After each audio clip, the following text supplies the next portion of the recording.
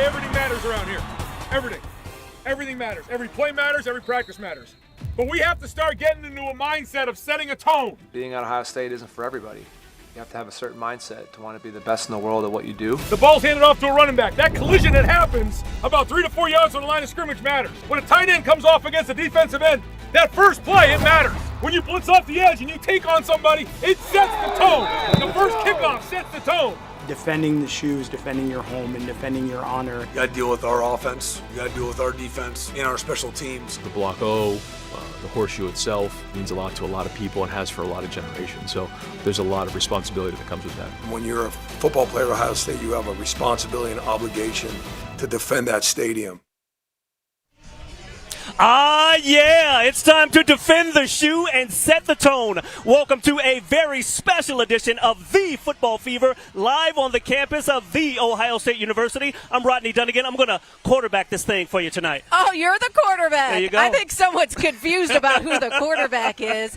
Hey, everyone, I'm Jessica Ralston. Our team is here. We're getting you hyped up, ready to go for tomorrow's Showdown at the Shoe as we take on Texas. Out here live with us tonight, Cameron Fontana, Kellyanne Stitts, former Buckeye Jay Richardson. Then back in that studio, former Buckeye Ben Buchanan, Mike McCarthy. We have an all-star lineup. And guess who's joining us live right now? The one and only Mecca Don. Hey! What's up, guys? How you doing? We are feeling it. Yes. We have been waiting for this. Everyone at home has been waiting for it. The people out here are pumped up. How are we feeling? Are we confident, nervous, excited? I think we're all three. Yeah, what do you I would say I'm excited, man. I was at the last game that Ohio State played Texas at the Cotton Bowl, and those fans were crazy. And now we get a chance to play them again here in the Horseshoe. How could you not be excited? Yeah. I tell you what, give me this ball. I want to talk about quarterbacks. I am so tired of the hype. Some guy named Arch Manning, I've been hearing about it for months now, the number one pick in the draft, one of the best players that we have ever seen on the college football field. Let me tell you something, folks. Have we really ever seen this guy start a college football season? No, we have not. So I'm tired of the hype, and all of the prognosticators are saying that the University of Texas are going to win this game. I don't know about that. You know, my feeling is, number one, horns down. Horns down, baby. That's first and foremost. And I'm confident in what the Buckeyes are going to do, and I see a huge win tomorrow. I'm going to call it right now. How about that? I love it. You are always super confident. I'm the one that I get nervous. I always feel like if you're overconfident, something's going to happen. So I'm optimistic, yet cautious. But I like that for every game because I've seen things go awry. We're going to bring home a win, all right? There we go. Buckeyes definitely take this one home. It's going to be a tough game. We got to respect Texas as a real opponent. They're ranked number one for a reason. I respect that. They have a lot of talent on both sides of the ball, but so do the Buckeyes, and we're home, baby. We're going to bring it home. That's right. And I do want to give a warm welcome to all the Texas fans. We have some Texas fans tailgating here tonight. Mm-hmm. We hope you enjoy our city. Yeah. We are a hospitable city of Columbus, Ohio. We are hospitable, but you're still going to lose. That's all I'm saying. That's all I'm saying. Glad you are the one throwing shade, and it's not me tonight. All right, let's get you our tailgate team here tonight. We're going to check in with Kellyanne, Cam, and Jay. Oh, that's nice. Hey guys, thank you so much. We are excited here. Well, first of all, the game tomorrow, a big one. The biggest season opener the Shoe has ever seen, with the number one team heading into the season against the defending national champions. Guys, this one couldn't be any bigger than Texas, really. I'm going to say this, Jay and Kellyanne, I don't know if you'll agree with me. This could potentially be a top 10 game of all time. All things considered. We're talking 1 and 3. Defending national champs, and my favorite, the weather. Oh, the weather is feeling football weather right now. But so, Cam, you're clearly excited. I'm excited, but I'm also a little bit nervous.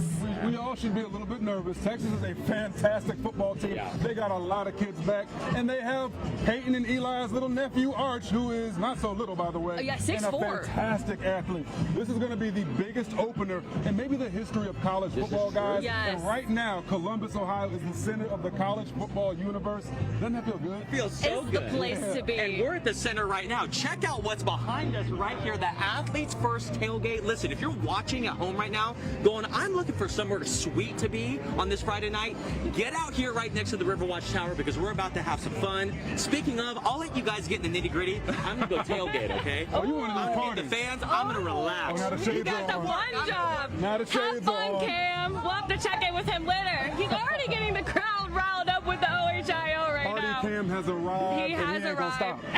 That's you know right. How going And we're not going to stop here talking ball, Jay. Yeah. Look, Texas and Ohio State's kind of become an epic rivalry. They're 2-2, their all-time record. The last time that Texas came to the Shoe was 20 years ago in 2005. I know you know that game all too well. That was a loss, but then they went on the road in 2006. Then they beat them. 2009 Fiesta Bowl. We don't really like to talk about that one. That was a loss for the Buckeyes, but of course we love to talk about what happened last year, just 7 months ago in the Cotton Bowl. Ohio State ran over Texas to get to Notre Dame to win a national championship. But Dave, I'm going to talk to you about the 2005-2006 team. Yeah. There also was an iconic picture I really do want to bring up of you getting to then quarterback Vince Young. I got remember that one? I got Mr. Heisman, absolutely. And listen, that was an epic night. It was one of the biggest nights in college football history. Yeah. Ohio State, Texas, both top 5 teams. Or was that 05 or 06? This is 05. Okay, get into 05. They come to the Shoe. Yep. It's a night game. This is back when Texas wasn't afraid of night games. Now they are a little bit, and they should be. But what it was some of the best football you were ever going to see. You know, Coach Mack Brown was just here off camera a little bit ago, and he was going through with me all the statistics from that game. He goes, Jay, man, you don't even realize this, but it was a very defensive game. And I was like, you're right. You always think of Vince Young and Troy Smith, Lyman Sweet, Jamal Charles. That game was played by defense. I mean, you know, we had A.J. Hawk, who's in the Shoe with Pat McAfee earlier today. We had myself and Vern Golson, all these guys, and it was just a fun night of football. Yes, we lost, but as you said, the Buckeyes come back. We go out to Texas, and now we're going against Colt McCoy and those guys. It's my senior year, and we handled our business. Yes, you did. Also sacked that guy, too. So I got a lot of history with Texas, and great history for me. A great history for you. You got Vince Young and Colt McCoy? Yeah, absolutely. That's a credit to you, Jay. You hang that on the wall somewhere. That's right. Well, you have kind of good and bad memories. The most recent one, a good memory for you. But Ben and Mike, Ben, for you particularly, you were a redshirt freshman when they played them in the Fiesta Bowl. Kind of walk us through your memories with Texas. Yeah, tell us about that game. Yeah. That was pretty incredible back in 2009. 2009, yeah. Traveled with the team to Glendale, Arizona for the Tostitos Fiesta Bowl. Obviously an iconic bowl game in the BCS era. Kellyanne Stitts breaks down that game for us, though. That left a little bit of a sting for us back in 2009, as we know. Despite falling short of their national championship goal, the Ohio State Buckeyes were a confident bunch heading to Glendale, Arizona, looking to upset 5th-ranked Texas in front of 72,000 fans in the 2009 Fiesta Bowl. You know, we all thought that we could put our best foot forward and, you know, be winning that game and hoisting a Fiesta Bowl championship at the end of the year. And obviously, we came short. It's a primetime matchup featuring a Jim Tressel-led team with only 2 losses against a Mack Brown-coached Texas squad, quarterbacked by Colt McCoy, whose lone loss was to Texas Tech that year. They were a talented group. And anytime you're going against a Mack Brown coach football team, you know it's going to be exciting. And the game lived up to the hype. A back-and-forth battle that was decided in the final 16 seconds when Colt McCoy hit Quan Crosby for a 26-yard game-winning touchdown. And the Buckeyes' confidence quickly turned to disappointment. It was tough. It was tough because it was a situation to where I think we had like an all-out blitz on defense, and I want to say it was the wrong call. Like somebody mistakenly made the wrong call on the defense and did an all-out blitz, and here we go. They hit this pass right over the top, and they score on it. So it was, you know, kind of a devastating blow and something that causes arguments to this day amongst the teammates of what transpired in that moment. But those conversations between the 2008 team were different when Ohio State faced Texas in a back-and-forth battle in the Cotton Bowl last season. But this time, the Buckeyes came out on top. You're always excited when, you know, you're able to beat a team that you lost to that cost you so much. So, you know, when Ohio State, you know, goes out and dominates that Cotton Bowl, you're pumped up about it. And Beanie Wells is confident it will be another exciting matchup with the Longhorns on August 30th in a showdown at the Shoe. You know, anytime Texas comes to Columbus or Ohio State goes to, you know, Austin, it's a big matchup. And you know, this is going to be no different. And Kellyanne just mentioned this, Ben. That game, that was your redshirt freshman season. So you didn't see the field that game, but you were still there. You had the experience. Sure. You were there for the game.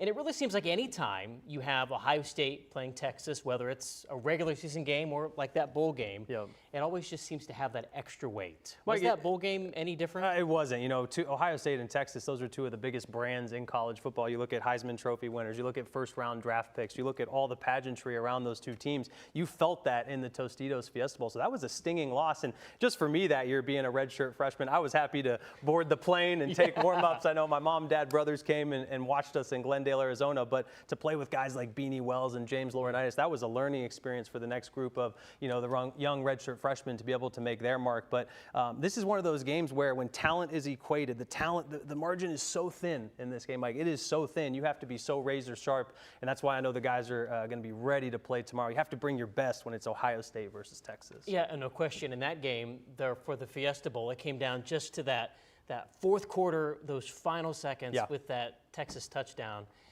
In the locker room, what's that moment like? Because that just had to be a tough loss. It was somber. This was the BCS era. This is before the college football playoff. So it was an honor to play in the Tostitos Fiesta Bowl, in the Nokia Sugar Bowl. These are the 4 big bowl games that you strive for at the end of the year, with one of them being a national championship. So we know at Ohio State, excellence it's the expectation, right? It's not the exception. You're expected to win. As Coach Ryan Day says, virtually every game at Ohio State, that's whether you're the player, the coaches, the support staff, excellence in all you do. So when you come up a little short, it's tough, but I'll tell you what, we rebounded the next year, ended up being Big Ten champions. We're in a ring today where we defeated Chip Kelly's Oregon Ducks for the Rose Bowl right there. Went on to have an undefeated season the year after that. So it's how you come back from those setbacks, and that's why I was proud of my teammates and coaches. That's a good-looking ring, Thanks, by man. the way. Appreciate Show that off. That's really good stuff. I only wear it for these Football Fever shows right here, so appreciate you, man. How do you bounce back from something like that? What is the conversation like? Because you have that gap between that game and then when the next season starts. No doubt. How do you do that? Well, it comes down to leadership, right? And Coach Ryan Day preaches that. They actually have a leadership committee at Ohio State. It's not just the coaches, not just the offensive coordinators, but they actually have a leadership committee, be it seniors, juniors, even underclassmen, if they kind of make the cut, if you will. It's your time management. Are you taking care of things in the classroom? Early for weight room, late for weight room, those type of things, to where you're doing everything you can as a Buckeye to achieve that excellence. And it's the little things that matter in these close games, Mike, as we talked about. So we're going to see it soon enough, man. I'm getting pretty excited here. It'll be exciting to see who shows up as a leader when the Buckeyes take on the Longhorns tomorrow, for sure. Man. Well, coming up, a former Buckeye is trading in his Buckeyes for a pair of horns. The unique way his former teammates plan to get under his skin on his return trip to the shoe. Plus, you love it or hate it, it's here to stay. We break down the controversies surrounding the big noon kickoff. You're watching the Football Fever. Stay with us.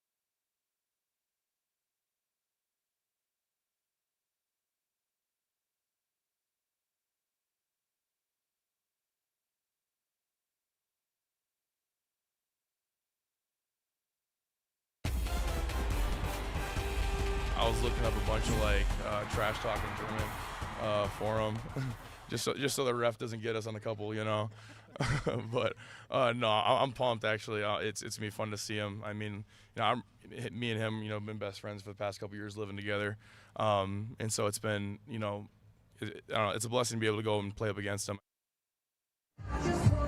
Carson Heisman was once roommates with Hero Canoe, but tomorrow he'll be lining up against him because after 2 seasons at Ohio State, Hero traded in his scarlet and gray for burnt orange and white, transferring to Texas in the offseason. Now, they are still best friends, but tomorrow, as you heard Carson say, he learned some German to do some trash talking at the line of scrimmage to his former teammate. And Jay, you had a relationship with Hero.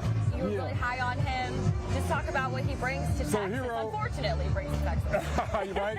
So Hero, wonderful kid first and foremost. I met him at Kitchen Social in Dublin. Wow. I walk in there with my mother taking her to lunch, and I see this gigantic kid who's working, seating people, and my mom goes, "There's no way he's not an Ohio State football player." And I walk right up to him. We start talking. Wow. The nicest kid in the world. I took him to lunch the next week and spent some time just trying to be a mentor and just trying to give him a little bit of game on how this process goes, and him telling me his experiences, being raised in Germany and his parents and that dynamic, and just adjusting to coming to Ohio and being at Ohio State. At only 17, he's a very young freshman, only 17, and the way he's developed is he's massive, and so it's really, really cool to see his development. Unfortunately, he goes to Austin, but you still root for a kid, and you want him to do well, because at the end of the day, these are young people that are chasing their dreams, and you're happy to see them do it. Yeah, at the end of the day, all love, you have to go where the best opportunity is for you. And for Hero, he felt that was in Austin, Texas, and apparently, according to his new teammate, Colin Simmons on the defensive line, Hero's already at home. He brought brotherhood over here. He brought the energy over here, and Hero is different. He's himself. He's not from the U.S., so he brings a different aspect of just energy and vibes and just brotherhood all together. We all hype as a team. Of course, Hero hype. He ready to get to it. So you just heard from Colin Simmons there, who won the Sean Alexander Freshman of the Year award. He is a monster on that defensive line, getting to the quarterback. What are your thoughts on Texas's defense? Look, they had lost a few guys on that D-line. Between the two teams, including guys signing as undrafted free agents, there's 30 guys who are now in the NFL from both Texas and Ohio State just 7 months ago. But still, that Texas defense is shaping up to be pretty good this year. Fantastic defense. They have a fantastic secondary. But that guy you just said, Colin Simmons, and then Anthony Hill Jr. Those two guys are going to be the biggest focus of Ohio State's offensive line, because those two guys are going to be coming after Julian, saying every single play. We know that. We all saw Colin Simmons' IG tweet where he was showing a picture of Julian and basically saying, that's my target. Next target. And by the way, Simmons is no scrub. The kid had 9 sacks, 3 forced fumbles. That is somebody that you want to look out for if you're an Ohio State offensive lineman, and he's going to make his presence felt in this game tomorrow. And 14 tackles a loss. I was going to say, building off of that last year, that was a freshman. Should be a scary sight for them, but hopefully a good test for Ohio State's offensive line. But Jessica and Rodney, this game tomorrow is going to kick off at high noon. I know a lot of people were hoping for that night game, but Ryan Day is still expecting a hostile environment.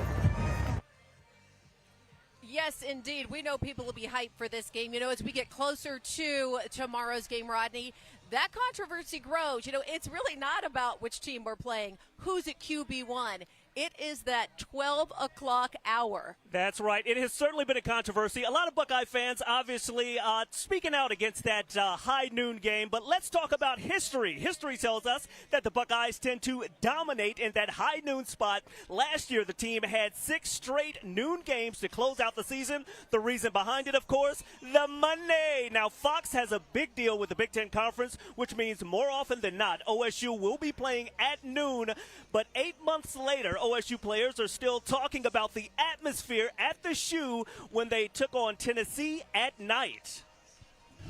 I like night games. That's my thing. I like the spotlight. Everybody watch primetime games, and I like the pressure. Pressure is a privilege, and that's what I love. There's nothing like a night game in the Shoe. I will say that. Everyone remembers we played Tennessee. That night game was just electric. What time is that, Jerry? Now, OSU Athletic Director Ross Bjork has called for more flexibility with the TV contract in order to play more of those huge night games, but ultimately the university has no control over those game times, of course, but they can control the game day atmosphere, and the AD has put a number of new traditions in place to help create that hostile environment for Texas on Saturday. We'll have a chart of Buckeye Leafs. Every time we get a third down, we make a false start on third down, or somebody has to call timeout because it's too loud. I remember the Indiana game. What did they say after that game? Hey, the crowd really impacted our silent count. We need the shoe rocking, just like it was for the Indiana game, just the way it was for the Penn State game, a couple years ago. They can't get away with the clap. I mean, we got to bring it, to put them on silent cadence. It's got to be the loudest it's ever been. All right, we certainly have to bring it. Now I have a few stats out here for you. Even though we're live in the field, I had to kind of break this down for you. Online poll revealed 55% of fans don't like those high noon kickoffs, which we know. 31% say they do, and 14% simply don't care or are indifferent. One Jessica Ralston, what do you think about those noon kickoffs? I think I'm indifferent. Yeah. I get what Brandon Ennis said for sure. They want the excitement and energy of a night game, and they want the prime time crowds. But I'm a lifelong Buckeye fan. I have been since I was a little girl. For me, I'm going to watch whether it's at noon, in the afternoon, or at evening, whatever. Yeah. I'm there. I'm dedicated. It doesn't bother me anyway, but I do understand the fans that also want those primetime games. I get it. I do understand it, but I have to say this real quick. I'm a parent of 2 small kids. For the kids out there, it's easier for them to watch the early game, and we can do it as a family and then hang out in the afternoon. How about that? Or you could watch it at night and put them to bed and watch the game without the kids. That may be a better plan. All right. Well, listen, no matter what time our Buckeyes play, the fans always show their support. They are showing their support out here today at the Athletes First Tailgate Tour with the quarterback one, QB1 of fun, our very own Cam Fontana. Hey guys, listen, I heard there were a couple people excited for this historic matchup, but the problem is, I looked everywhere for them. I looked in the ice, in the cans, in the bucket, over here. Oh, wait a minute, they're over here! Ohio State fans, Texas fans, all traveling to not miss what could potentially be one of the biggest games of the history of the Buckeyes in Texas. Of course, we have to start with our very own Scarlet and Gray.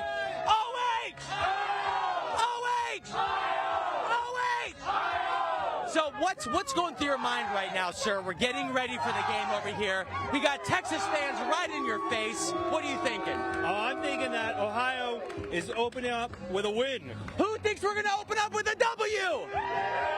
And, it might be a good sign of serendipity, Ohio State serendipity, if you will, because John and Vicky, when did you guys meet? Here at Ohio State in 93. 1993, so you guys have been married. We're celebrating our 30th anniversary. 30th anniversary? What does it mean to celebrate this with your husband, especially on the Friday night, the music's going, the weather's so good? It's just awesome. John, how are you feeling? You were killing the cornhole game earlier. I'm feeling good. I'm enjoying myself. Can't wait for the game tomorrow, man. I feel like you played football with those guns, man. Now, we have to talk to the people that did travel because, listen, at the end of the day, they've been very nice to us. The Texas fans have been hospitable. We have Nadia and Noe. You guys came from what, Austin? Austin, Texas, baby. What does it mean to come to Columbus, Ohio? Have we welcomed you well? Actually, yeah. Aww. It's been fun. It's been fun. That's so nice. Noe, what does it mean to be part of this epic event? Once in a lifetime experience. I'm so happy to be here. This is the most famous horseshoe. I can't wait till tomorrow's events. That's amazing. Do you know how to say good morning in Japanese? No. Anybody know how to say good morning in Japanese? It's Ohio, baby! Let's go! We just taught him a little bit of a sneaky Ohio State language. Jessica, Rodney, we're going to have some more fun. We got cornhole. We got pong. Oh, wait! Oh, wait! I'm sorry, guys. Horns down. Horns down. Oh, yeah, baby. I love it. Cameron always gets the crowd hype. He does. That was fun to watch. Happy anniversary, 30 years. Ooh, yeah. I love it. Nice. I love it. Well, how about this? Let the Heisman hype begin. An OSU receiver may already be planning to buy that ticket to New York City. It's incredible. In just 2 minutes here, we're going to break down his chances this early in the game, and we're going to show you what it takes to earn college football's highest individual honor.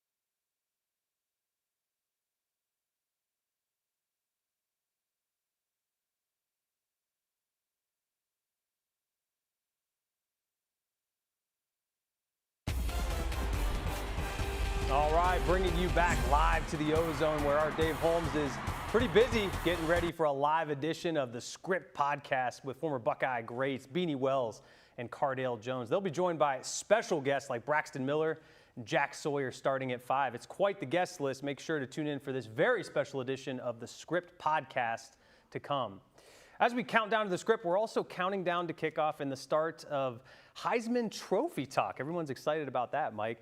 Right now, the man leading the Longhorns against Ohio State in their season opener is also leading the current Heisman odds. Those in Vegas think Arch Manning will live up to the hype and take home the 2025 Heisman Trophy. We'll see if the Buckeyes have anything to say about that. Yeah. But Vegas also believes the Buckeyes' Jeremiah Smith has a shot at the 45-pound trophy. BetMGM has the wide receiver as the 4th favorite to win the honor, despite the odds being stacked against him. JJ's teammates say he absolutely deserves it. I said after the Rose Bowl. I was on Instagram Live after the Rose Bowl. I said he coming for the Heisman, for sure. That's definitely obtainable. And you see what he did his freshman year, and he's looking to capitalize on that. You can see the focus and how he approaches every day. You know what I'm saying, and the mentality that he has. So he definitely should be going after that. Yeah. I think he's got tremendous ability. I think he'll be up there for sure. It's been pretty cool to watch him. He just goes about his work every day. There's no doubt he's going to be up there. Keep in mind, it is rare for receivers to win the Heisman. Marvin Harrison Jr. came so close. He finished 4th in the 2023 voting. The last true wide receiver to win the Heisman was Alabama's Devontae Smith. That happened in 2020. And before that, it was Desmond Howard. But you have to go all the way back to 1991 for that. So, Ben, do you think JJ really can get this done? I think he actually can, Mike, because he is such a physical specimen. He's really one of those once-in-a-generation type talents, and I can't stress that enough. Now, listen, this is a quarterback award. Our analyst, Jay Richardson, says that every single year when we have a great wide receiver, like a Marvin Harrison Jr., as we know, he was right up there, and rightfully so. But the thing with JJ, he's even a step higher than that. They talk about 50-50 balls. What a 50-50 ball is it's a contested ball between a wide receiver and a cornerback where it looks like it could go 50-50 either way.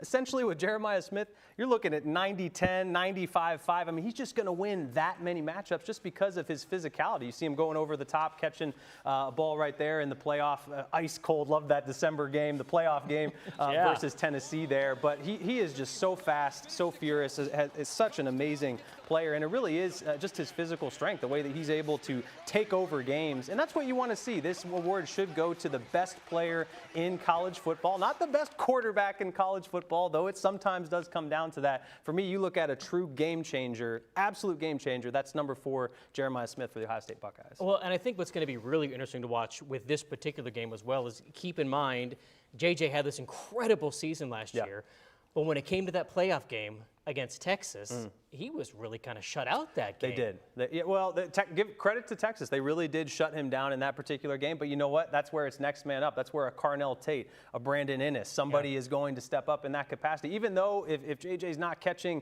12 passes for 122 yards and 3 touchdowns, what he is doing is he's taking double teams. He's allowing those guys to open up to share the football. And so you have to know where number 4 is on the field at all times. And that's why Steve Sarkisian, the Texas Longhorns, they've been game planning for number 4 for quite a while, I can assure you. Yeah, he is just a remarkable player. So it's going to be exciting to watch for sure. Yeah, he's amazing. Guys, we'll send it out to you, Kellyanne and Jay. What's going on out there? Hey, gentlemen, we are holding it down here at the party. Now, Jay, speaking of party, it's going to be a big game tomorrow. Oh, yeah. I'm sure party beforehand as well, even though it's a new kick. But they're talking about Arch Manning. Look, dude, he's 6'4", 200-some pounds. Obviously, genetically, he has the making of a quarterback. We all know who his uncles are, Peyton and Eli. He's been groomed his whole life to be a quarterback. So many high expectations, deservedly so. He's going to start that tomorrow. And look, he has experience, Jay. He's started in 2 games. He went 2-0 in those starts, including against a conference opponent in Mississippi State. There's a stat that jumped off the page when I was doing some research on Arch. I've seen, obviously, he's got a big arm. He's athletic. But he had a 75-yard touchdown pass and a 67-yard touchdown run against UTSA last year, marking the first time in UT history that a player recorded a 65-yard plus pass and run in the same game. So he's clearly very athletic. It's going to take a lot to stop him, but Ohio State's good secondary. Kellyanne, let me tell you something right now.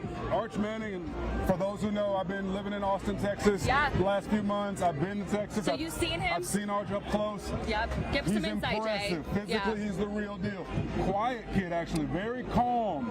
He's very cerebral and very even keel. Those are great You want qualities that for a quarterback. that you want in a quarterback. Here's the thing.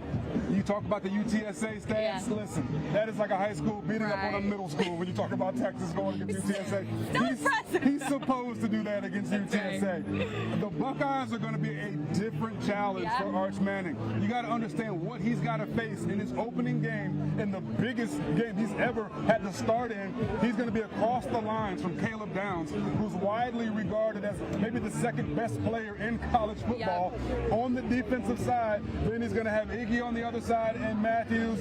These are not Lorenzo Styles Jr. Ohio State secondary is top tier. They will be the strength unit of this entire football team, will be the defensive secondary. That is not the team you want to go against on your first start if you're Arch Manning and you're trying to build confidence.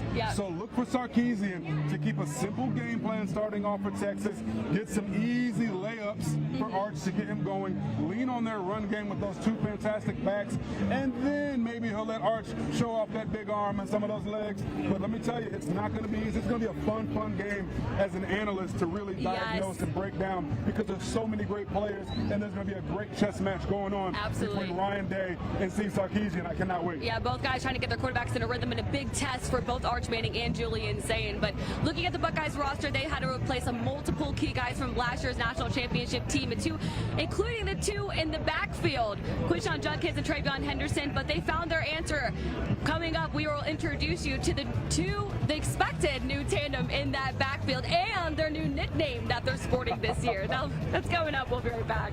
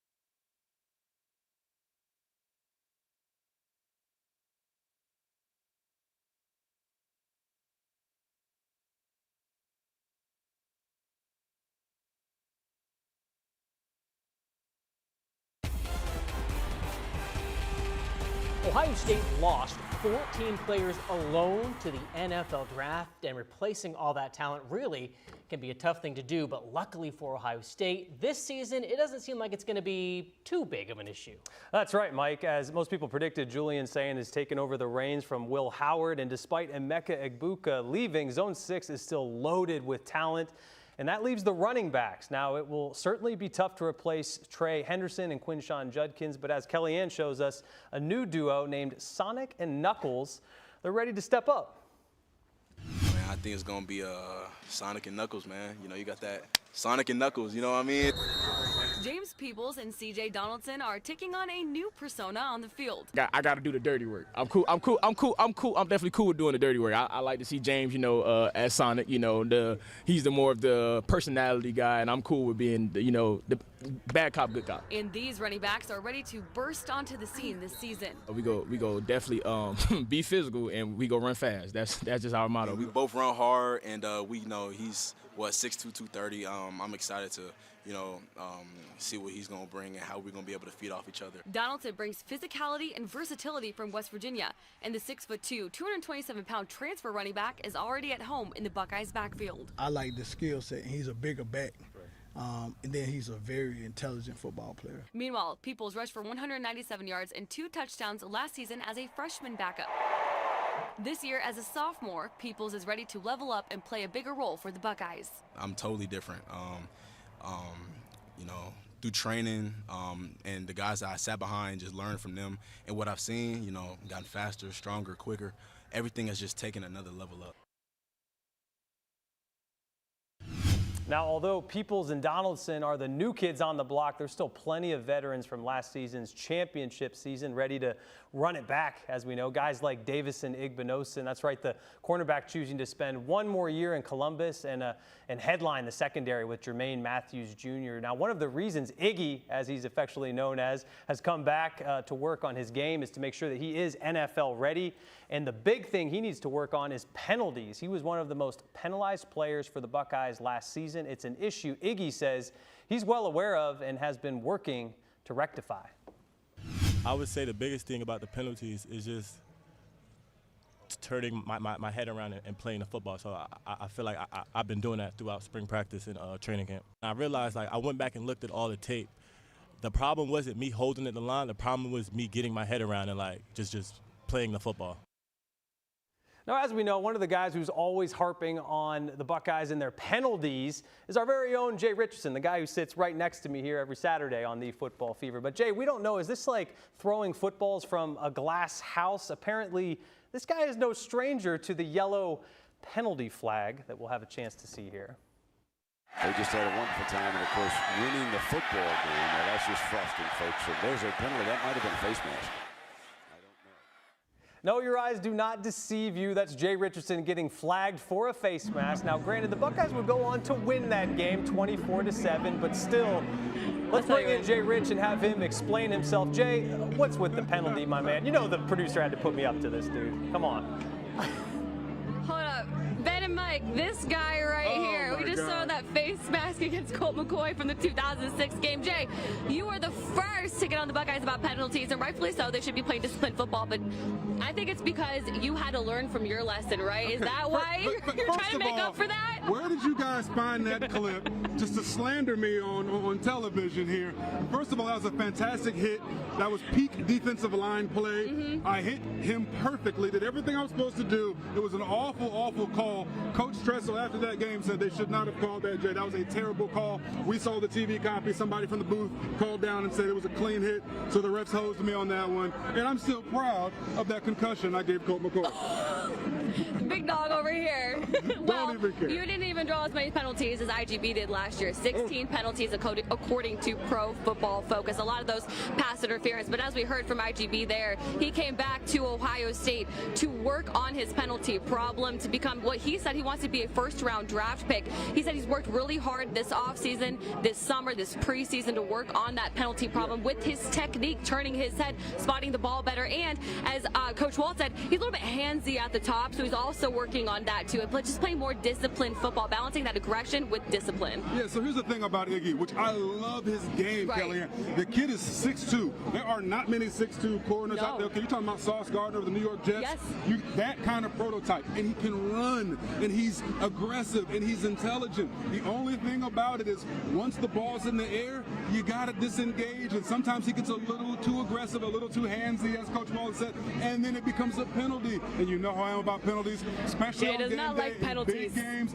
Do not like that because you're too talented to hold or grab a guy. You can cover him with your feet. Your hands are for the football. When that ball's in the air, that's when you use your hands. And all he has to do is clean up a couple technique issues, and he's right. He's a first-round draft pick because he's got that kind of talent. So as an analyst, I watch him and I go, God, he's so good. If he can just clean up that one thing, this kid is going to go like this. His stock is going to rise. He's a special player. Him and Matthews on opposite sides would be fun to watch. Are going to give a lot of teams problems this season, trust me. And that all starts tomorrow against the Texas Longhorns. But again, we are live with the Football Fever outside of the Riverwatch Tower with the Athletes First Tailgate and the Script podcast coming up live here. The party continues when we come back.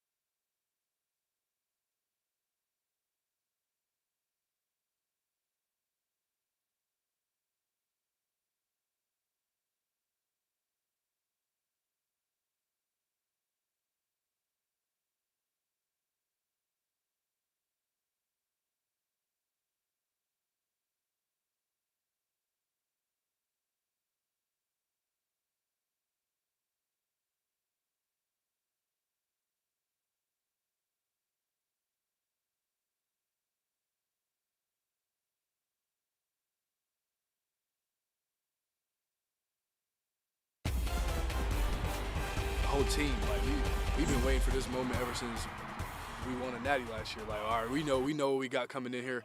They coming up here, and we got to defend the shoe.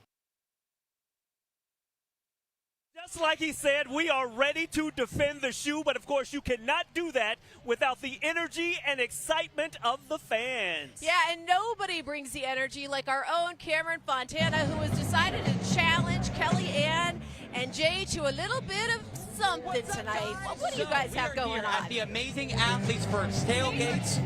We're hanging out with Kellyanne. I mean, you can't ask for like better energy, not just the day of, but the day before. Oh, 100%. And Kim, I'm going to give kudos to you. You are bringing it over here. We've heard the OHIO, you've got the rally going, but tons of energy here the night before, the big kickoff, the big noon game tomorrow. Beautiful weather, too. Beautiful weather and beautiful students. We got a bunch of sophomores with us. Good afternoon, guys. So how excited are you guys to witness one of the most historic matchups of all OSU time? Pretty excited. Pretty excited. It's like an experience of a lifetime. So you guys are sophomores. You probably already know what to do when I go, OH! Oh, okay. Somebody else that's going to go, oh, ow, is standing right over there. Because Jay Richardson is going to face off against Kellyanne and I because he's the size of both of us together in 2 shots of cornhole. So Kellyanne, you'll get one, and I get one. So we'll get this one off. Jay, you can go first. We'll see who can get at least one in, and we'll go to sudden death later. Here we go, Jay. Oh! Ho, ho, ho, ho, ho. All right, all right. Kellyanne, I know you're great at Pong from your OU days, but you're getting the cornhole magic right now. Let's see you go right here. Here we go. You got this, Kellyanne. You got this. Here we go. That was close. All right. Jay, you could win it right now if you get it in. Here he goes. Oh, all right. This is for the tie. All right. If we tie, we got to see who can bench more, and Jay would easily win. You guys think I can do this? All right, here we go. I call this one the floater. Here we go. Used to normal distance. I'm so sorry, Kellyanne. I'm sorry. I let you down. Listen, if you're watching right now, you want to have a good time, the Athletes First Tailgate is going on. The podcast, the script is about to be live, so make sure you come out here right at the bottom of Riverwatch Tower. You can see some fans and even talk to some people from Texas. Jay, I got to say, today, you are the cornhole king. You're pretty corny, man. Never challenge a former pro athlete.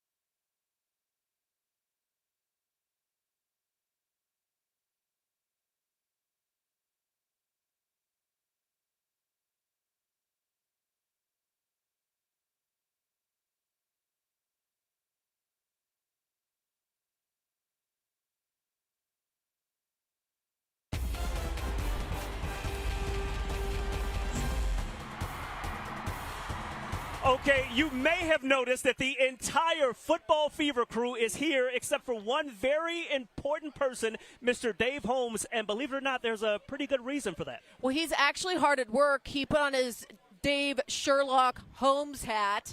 He's been trying to unravel a mystery. I'll give you a little bit of a history of the mystery on our ABC6 Facebook page, just in case you don't follow, and you should.